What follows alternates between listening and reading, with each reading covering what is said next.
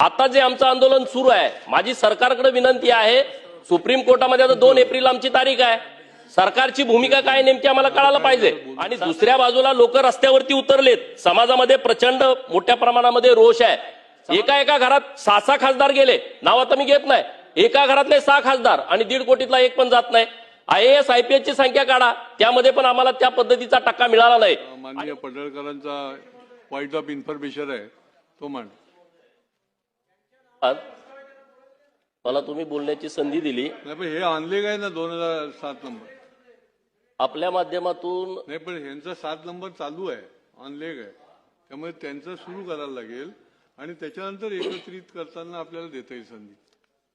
धन्यवाद अध्यक्ष महोदय। आपल्या माध्यमातून सरकारचं लक्ष वेधण्यासाठी मी पॉइंट ऑफ इन्फॉर्मेशनच्या माध्यमातून माझी भूमिका मांडण्यासाठी उभा आहे। राज्यामध्ये गेल्या 4 दशकापासून धनगर समाजाच्या आरक्षणाच्या संदर्भात सातत्यानं आंदोलनं होत आहेत। धनगर समाज रस्त्यावरती उतरतोय, उपोषण, रास्ता रोको, मोर्चा अशा वेगवेगळ्या पद्धतीनं आंदोलनं सुरू आहेत। आजही अनेक लोक रस्त्यावरती उतरलेले आहेत। अध्यक्ष महोदय, धनगर समाजाच्या ST आरक्षणाच्या अंमलबजावणीच्या संदर्भामध्ये वेगवेगळ्या टप्प्यामध्ये वेगवेगळ्या नेतृत्वाच्या माध्यमातून प्रयत्न झाला गेला, परंतु आजपर्यंत त्या मागणीला यश आलं नाही।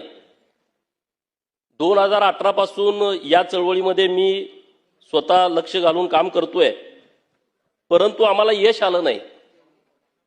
जेव्हा 2018ला आम्ही हे आंदोलन हातामध्ये घेतलं, तेव्हा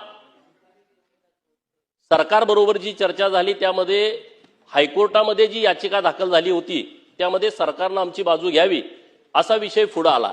मी सरकारचा धन्यवाद देईन की 3 वेळा सरकारनं धनगर समाजाच्या बाजूने ॲफिडेव्हिट हे हायकोर्टामध्ये दाखल केली, परंतु आमची जी मागणी हायकोर्टामध्ये होती की धनगड नावाची जी जमात राज्यामध्ये आहे ती 0 आहे आणि त्यामुळे 0 जमात असेल तर त्या जागी धनगड समजून तुम्ही आम्हाला STचा दाखला द्यावा।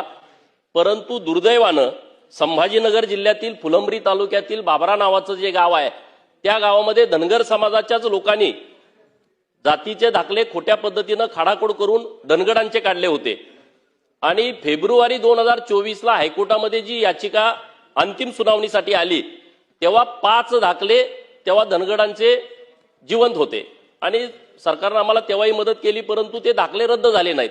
जात पडताळणी समितीचे प्रमुखांनी तेव्हा सरकारचं पण म्हणणं ऐकलं नाही आणि मग दुर्दैवानं फेब्रुवारीच्या 2024 मध्ये धनगरांच्या आरक्षणाच्या संदर्भामध्ये हायकोर्टानं विरोधात निकाल दिला। विरोधात निकाल दिल्याच्या नंतर परत आम्ही सरकारकडे आलो, सुप्रीम कोर्टामध्ये आम्ही हायकोर्टाच्या निर्णयाच्या विरोधामध्ये गेलो, परंतु जे दाखले रद्द होणे होते ते झालेच नाहीत। सुप्रीम कोर्टामध्ये पण आमच्या विरोधामध्ये सुप्रीम कोर्टानं निर्णय दिला। नंतर सरकारनं जे 5 दाखले खिलारे नावाच्या कुटुंबियानं काढले होते ते रद्द केलेले आहेत। आता आम्ही परत सुप्रीम कोर्टामध्ये गेलो की म्हटलं की आम्हाला आता हायकोर्टामध्ये पुनर्विचार याचिका दाखल करण्याच्या संदर्भात परवानगी द्या आणि हायकोर्टामध्ये जर बरं वाईट झालं तर आम्हाला सुप्रीम कोर्टात यायची परवानगी द्या। तातडीचा काय विषय तो सांगा। हा तातडीचाच विषय आहे ना आणि त्यामुळे सुप्रीम कोर्टानं आमची मागणी फेटाळली आहे। सुप्रीम कोर्टानं 2 एप्रिलला आता तारीख ठेवलेली आहे। सुप्रीम कोर्टानं हायकोर्टामध्ये तर जावा, नसेल तर तुम्ही सुप्रीम कोर्टामध्ये तुमचं काय म्हणणं आहे ते मांडा। हायकोर्टामध्ये जायला आम्हाला परवानगी दिली नाही। आता जे आमचं आंदोलन सुरू आहे, माझी सरकारकडे विनंती आहे, सुप्रीम कोर्टामध्ये आता 2 एप्रिल आमची तारीख आहे, सरकारची भूमिका काय नेमकी आम्हाला कळायला पाहिजे।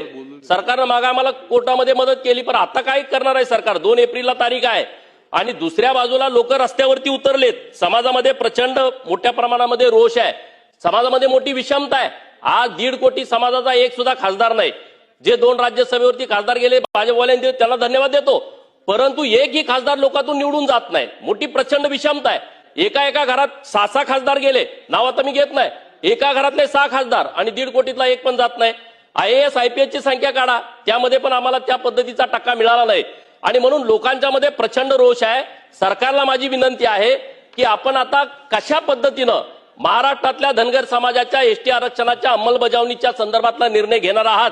एक तर सुप्रीम कोर्टामध्ये 2 तारखेला आम्हाला निकाल आमच्या बाजूने तुम्ही बाजू मांडा, नसेल तर मग सरकारनं दुसरी भूमिका काय आहे सरकारची? जर समजा सुप्रीम कोर्टामध्ये आमच्या बाजूने निकाल लागला तर ठीक, नाही लागला तर काय करणार? याच्याबद्दल सरकारनं काहीतरी खुली चर्चा या सभागृहात करावी किंवा एखादी बैठक लावावी आणि धनगर समाजाच्या आरक्षणाच्या संदर्भामध्ये सरकारनं योग्य पावलं उचलावी